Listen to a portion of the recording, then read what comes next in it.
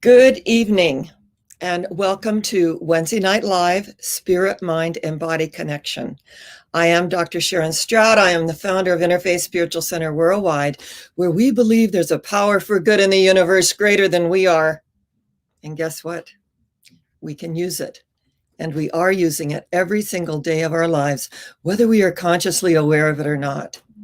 Wednesday Night Live, Spirit, Mind, and Body Connection addresses just that.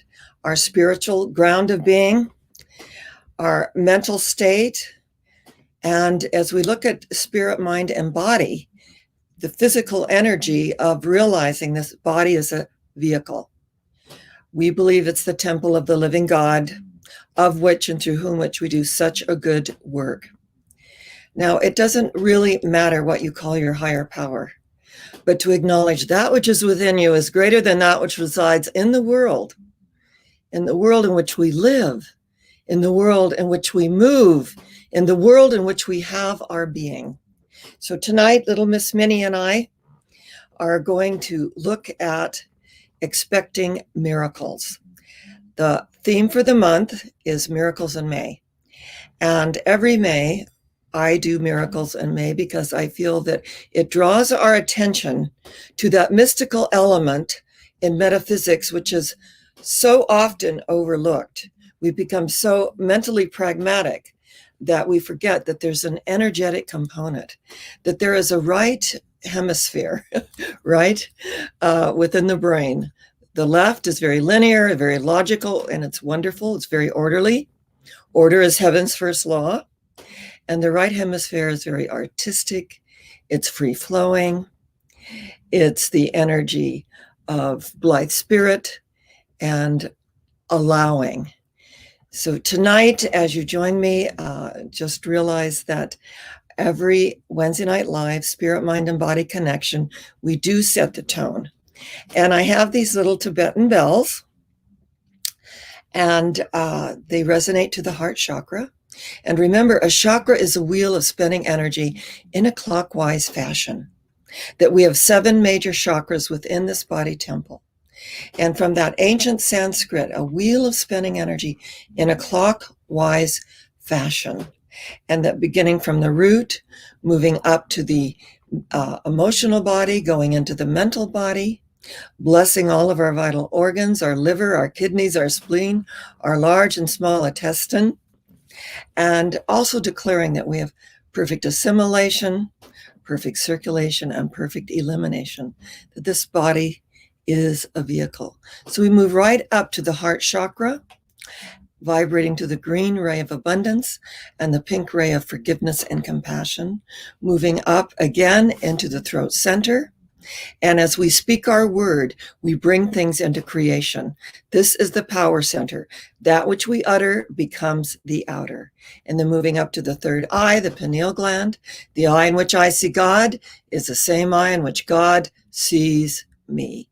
And then the crown chakra, vibrating from the indigo ray of the pineal of the third eye, moving up to the 7th chakra, the violet ray, the crown chakra. So tonight, as I set the tone, I want to welcome those of you who are with us. I want to welcome Marlene. Thank you so much for joining us this evening. And as others log on, we will just proceed with the energy of expect a miracle. So I'm going to set the tone tonight. And I invite you to make the declaration after me.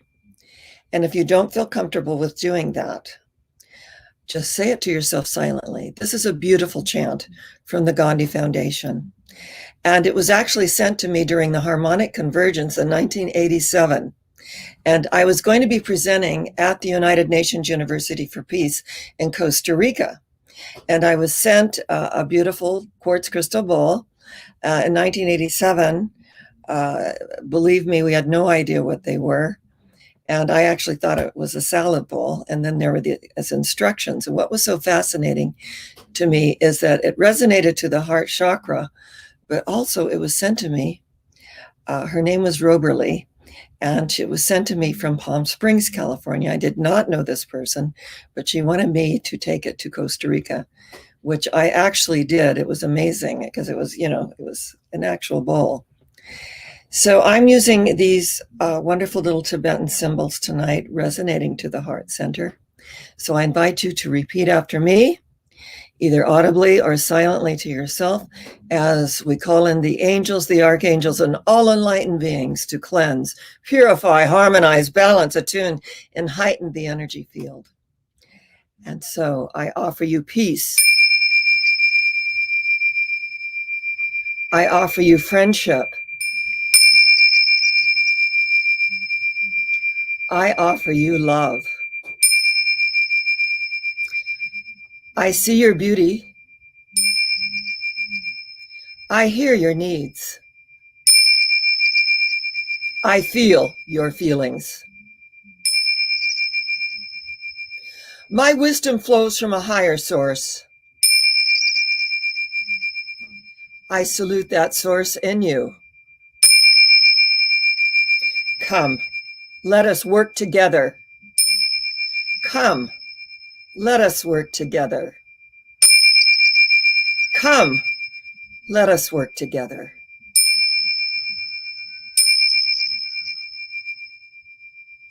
Peace, shalom. Peace, shante. Peace, salam. Peace, pause. Peace, pax. Peace, Friedan. Peace, peace, peace, peace.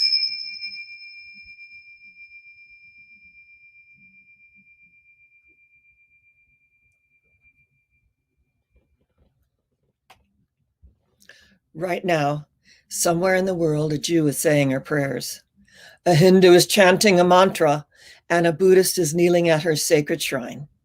Right now, at this very moment, someone is lighting a candle in a cathedral. Someone is making their Hajj toward Mecca, for it is the will of Allah. And yet someone else is lighting a fire in a jungle, repeating an ancient mystical drama. Many, many pathways up the mountaintop, and the view is always the same from the summit. In the dawning of the spiritual sun, for a moment, all faiths became as one. The Christian, Buddhist, Muslim, Jew became as one and somehow knew that mystic voice that calls to me, "Oh, yonder, yonder person, I am thee. We are one." This oneness moves beyond color, race, creed, sexual orientation, and political affiliation. We are one. And so it is. I see that some of you are logging on, so I just want to welcome you to our Spirit, Mind, and Body Connection, our Wednesday night live. Our wonderful host, the Reverend Dr. Roger Bambanek, is with us, and he has been such a blessing for Interfaith Spiritual Center Worldwide, and he's also a hospice chaplain. I want to welcome Michael Foley, and bless you. We received your very generous donation. Very, very grateful, dear. Michael and I go way back, over 30 years, my San Diego ministry. And Michael was a youth advisor. Rhonda, our beloved Rhonda from Florida, I welcome you, dear. You've been so very, very faithful and just a blessing to our ministry. And I see that Emily is with us, and I also acknowledge you, Emily. Welcome to Wednesday Night Live, Spirit, Mind, and Body Connection, where we believe there's a power for good in the universe greater than we are, and we are using it every single day of our lives. Our theme once again, miracles in May. Our topic tonight is expect a miracle. And I love what Wayne Dyer said when he said, "I am realistic. I expect miracles."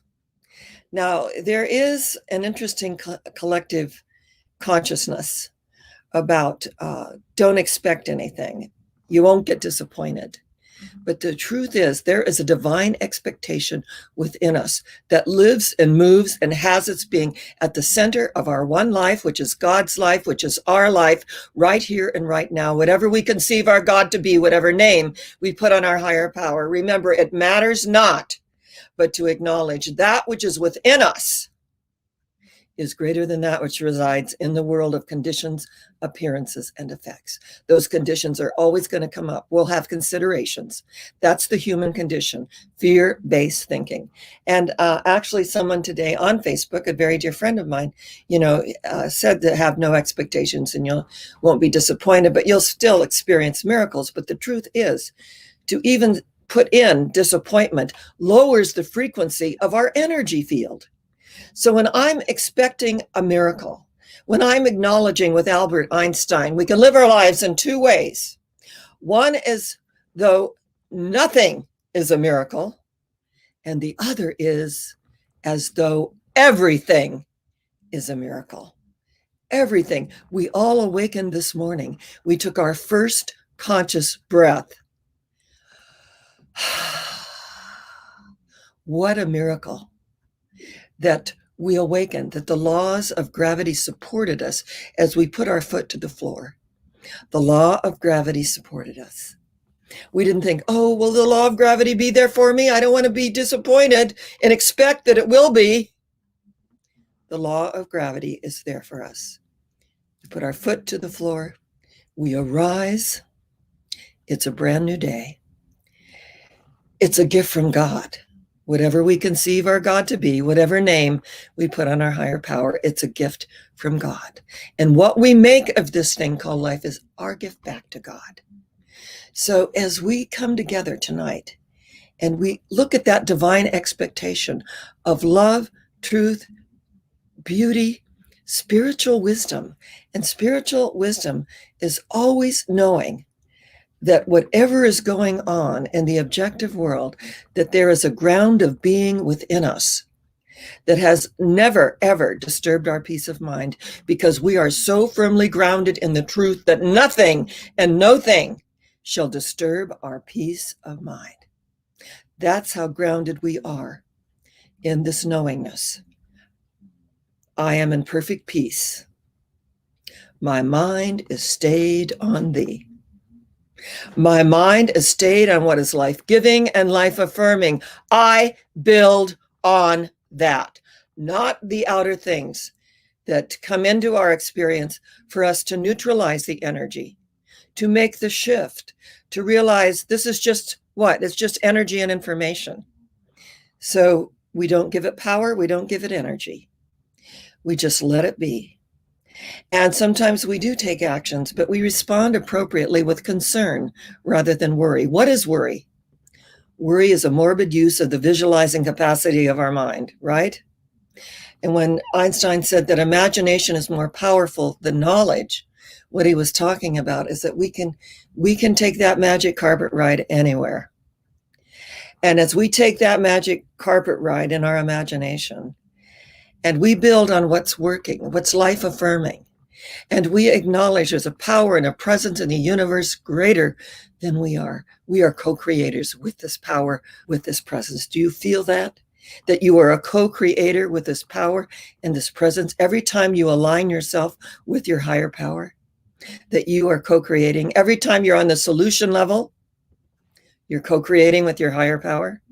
Every time you take the energy and information that comes into your field and you have no attachment, guess what? That's aligning with our higher power. So tonight, as we expect a miracle, I want to share something with you that is so beautiful. You know, we have our beautiful little four-leggeds.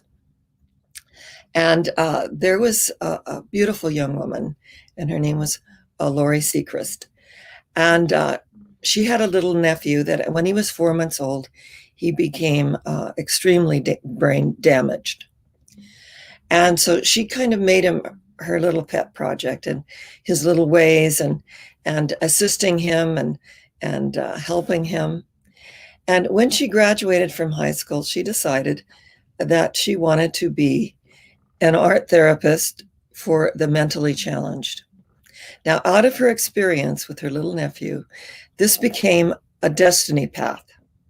And out of this destiny path, energetically, that she went into this field of study.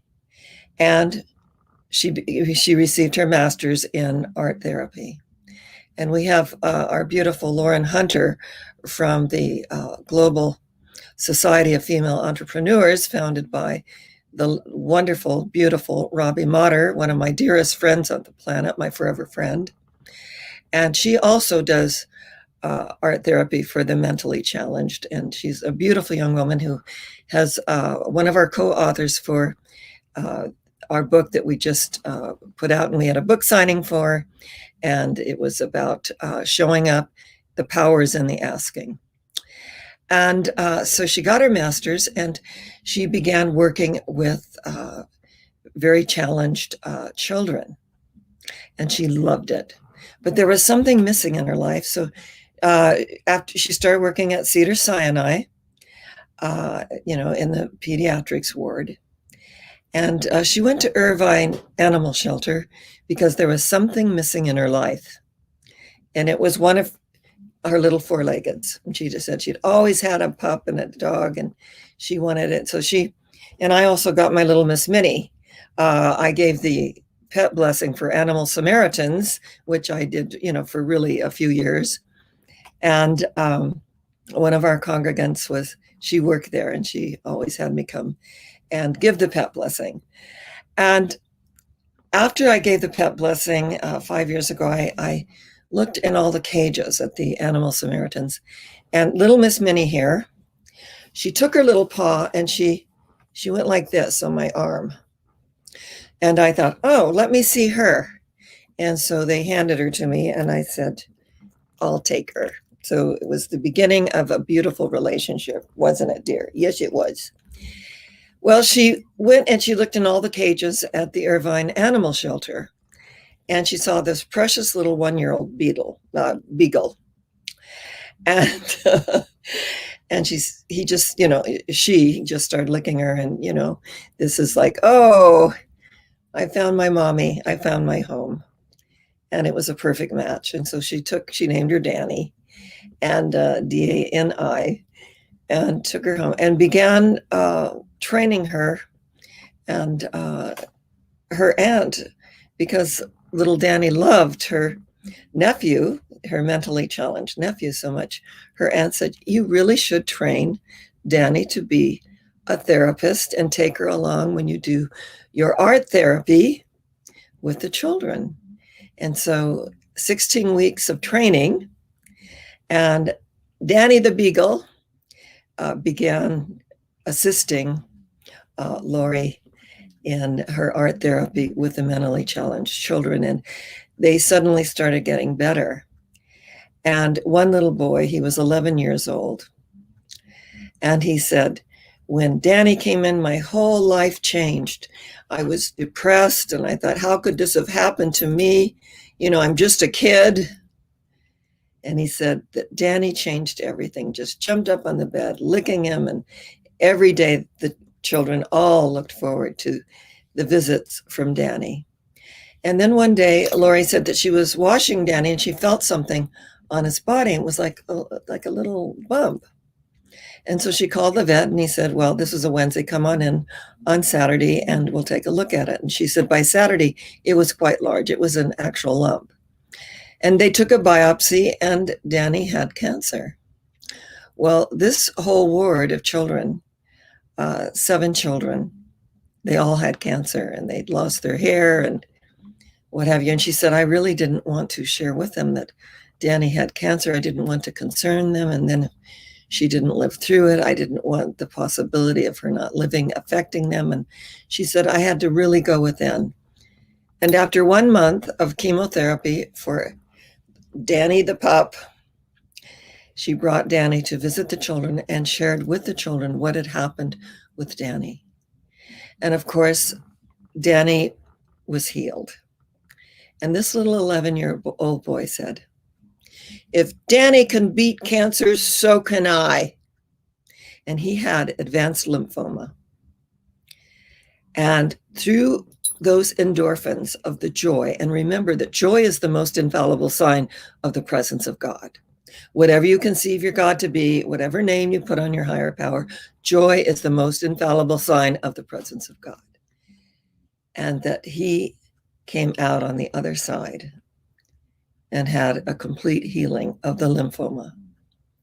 And they interviewed him at the end of this program I was viewing, and he just shared how much it meant to him to have those licks, the wagging of the tail, the hugs from Lori, the art therapist, the unconditional love. And of course, he said his mother saw him through it every step of the way. This Sunday being Mother's Day, I want to just do a little shout out for all of you mothers and all of you mothers that will not be seeing their children. My kids, my daughter's son-in-law and grandson moved to Arizona, first to Utah and then Arizona. So I don't see my family on Mother's Day, but I will share with you what I'm going to be doing this Mother's Day. And that is that everyone who wants to be around my table, which there are usually 8 of us, brings a photograph of their mother and something profound that has lived with them. These are for our heavenly mothers.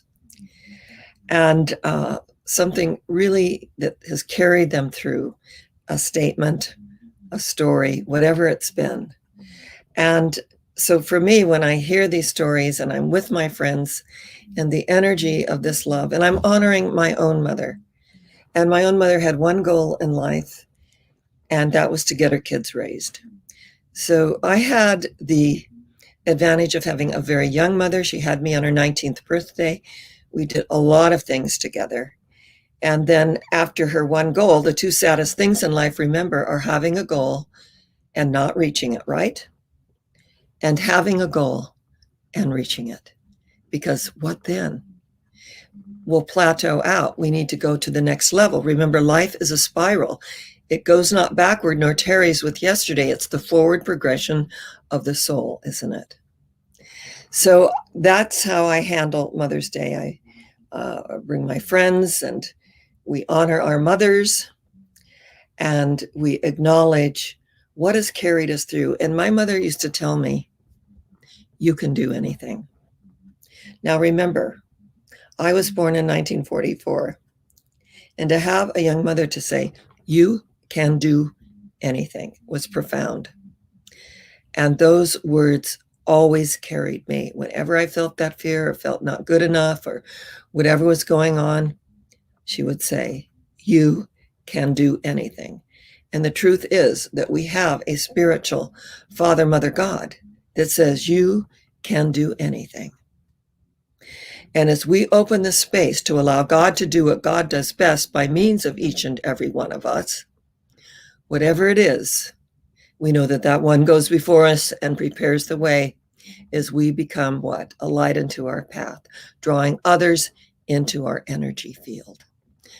So this little dog and his wonderful mother, the art therapist, healed countless children because it got them outside of themselves and feeling so fear-based and so afraid. And they interviewed other children as well who had basically the same wonderful accolades for Danny the dog and Lori, the wonderful art therapist that was there for them at such a deep level. Because when we do what we love and we love what we do, there's no greater combination in the world than that. And as you look at the miracles in your life, I mean, even when negative things happen, I was told a story about a family in South Carolina, and they were all getting together for their daughter's birthday. And she said it was very unusual that the family at that, teenagers, and my husband was a radio, he was an announcer and he was in charge of the radio. He was like a master of ceremonies, and the name is escaping me. However, he was in charge of the radio station. And so they all went out. They had a wonderful lunch. They were gone for exactly 2 hours because their husband had to be at the station. And she dropped him off and they got home they left at like 1 and they were home at 3. And they saw that the car door was open, the son's car door was open, and the CD player was torn out. And they saw that their front door was a jar, and they went in. The place was just trashed. Every single room, drawers, and you name it. There was just, you couldn't even see the floor, and things were stolen. And she felt, the mother felt very, very sad that her grandmother's ring was missing, that they had taken the ruby ring. And she said they took things of great value, and I'm sure that little ring was not worth a whole lot, but it was to me. It had great sentimental value. And she said, I just wept, and then I just, called thought to call 911, and they came, and they're taking their report. And I called my husband, and I was just sobbing that this could, we could be violated in such a way. And he said, well, you drop me off. I don't have a car. And so one of the guys at work loaned him his van. He said, and on the way home, he saw two young teenagers, and he recognized his son's hockey bag. And he pulled over, and he said, in the South, everybody's friendly and neighborly. And I just said, would you like where are you going? Would you like a ride? And it was hot, and they had all this stuff in the bags. And he said, I recognize the other bag as well. And they said, yeah. And he goes, okay, great, hop in. So he said, I have an errand to run, and then I'll just take you straight home. So the police station was very near where they lived. And he said, as he was rounding the curve, he slowed down, obviously, for the curve. And he saw two police cars in his yard. And he just laid his hand on the horn and just drove right into his yard. The policemen came out. They arrested the two young men. They received everything back. Everything that was taken was received. And, I always, with compassion, bless these young kids that feel like they have to go out and take something from someone else, and just hopefully they get the learning and the rehabilitation they need. And we know in our society that people are absolutely transformed by the renewing of their mind and make a decision that, hey, this is not the life for me. Others go down that path. They're a product of their environment. They go down that path. Just as my sister and I were raised in an alcoholic home, domestic violence. She went the path of drugs and alcohol. I went the path of spirituality. So we're always at choice. We can be the product of our environment, or we can make other choices. And whenever I would go to court to get my sister off from a DUI or whatever she was busted for with the drugs and alcohol, and I would say that she was, raised in domestic violence, product of her environment. And every single time the judge always asked me, you are her sister. Why aren't you that way? Good question, right? But the truth is, I said, I knew I had a choice. She didn't. And then they would always release her into my custody. She ended up taking her own life. And we have no judgment in our metaphysical way of life and New Thought about how a person leaves the planet. That's between them and their God. We have compassion. We have love. We bless them on their way. We open the space to know that the veil is very thin, that when Jesus said, in my Father's house are many mansions, that there are degrees of realization in each dimension, just as in this dimension. So tonight, when we look at expecting a miracle, on the one hand, the art therapist was expecting the miracle. She enrolled her little pup, Danny the dog, the healer, that the children were so blessed and they felt it, and that laughter it produced, the endorphins that override lower vibratory frequencies. And we know that cancer is not a death sentence. It can be, but it is not. There are people on the planet, so many, that have transcended that diagnosis. And there's a beautiful story about the angel of the presence and the angel of death. And the angel of death was on his way to Benares. And he saw the angel of the presence and said, good morning, brother. And the angel of the presence said, and good morning to you, brother. And where are you off to? He said, to Benares to take 100 souls. He said, oh, All right. I bless you on your way. And time passed, and the angel of death passed through. And the angel of the presence said, "Brother, I thought you said you were only going to take 100 souls, but I heard you took 100,000. And he said, "Brother, I did take 100 souls. Fear took the rest." Powerful, right? You would think about it. Fear took the rest. So we know that the light penetrates the darkness comprehendeth it not, and shadows flee away forever and ever and ever. That we expect a miracle. And that energy of I am realistic, as Wayne Dyer said, I expect miracles. So tonight I always complete our wonderful spirit, mind, and body connection with a spiritual treatment. Now remember, a spiritual treatment, a spiritual prayer treatment, is a positive prayer of alignment, all right? It's not begging, bargaining, or beseeching an anthropomorphic God in the sky with a little black book and a long flowing beard. It's acknowledging that there's a power, a presence, and an energy everywhere present, the center of everything, the circumference of nothing, right?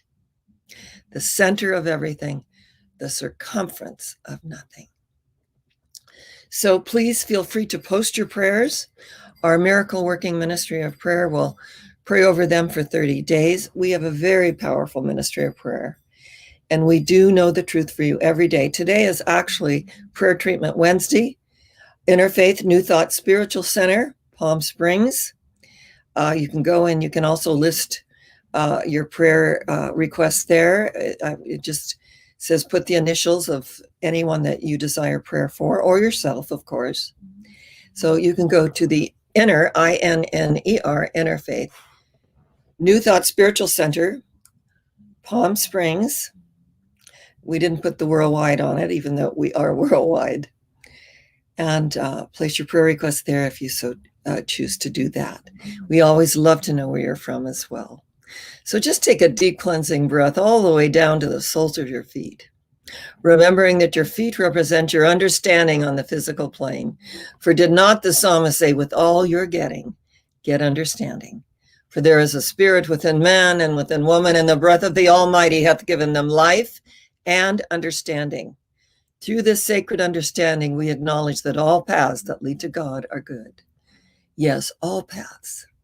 So as we embrace each other tonight, knowing that wherever pain seems to be operating anywhere on the planet, the presence of God is. God in you, God as you. God is the only truth of you, whatever you conceive your God to be, whatever name you put on your higher power, to know the truth that sets you free to be who and what you are.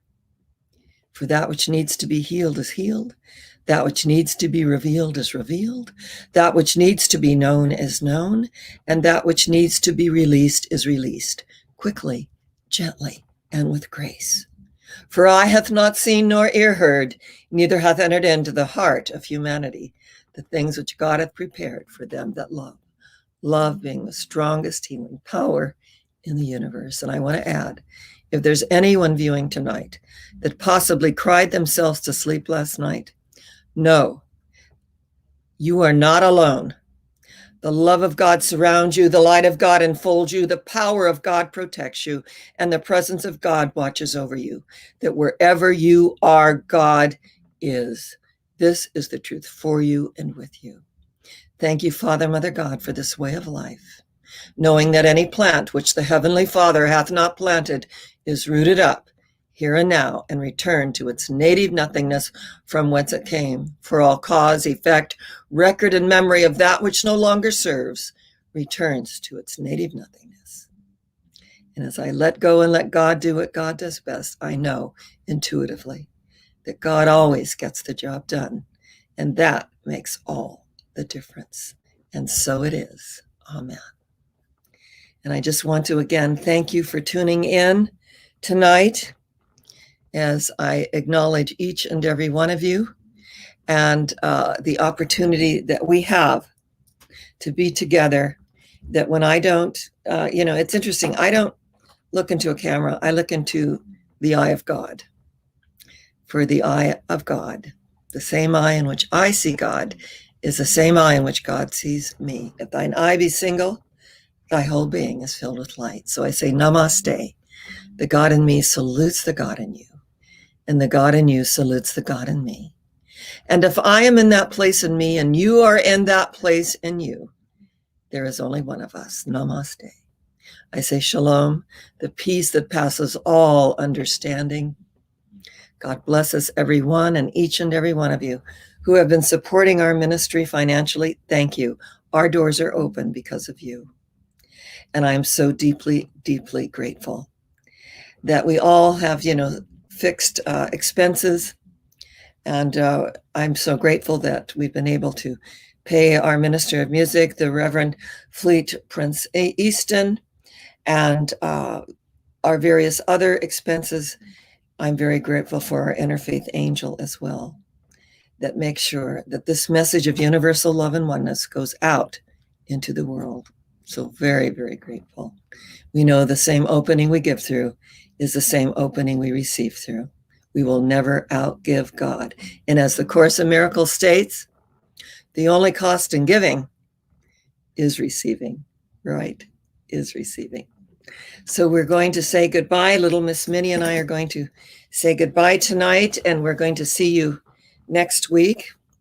Until we meet again, know that I love you, and I am so deeply grateful for you. And so it is.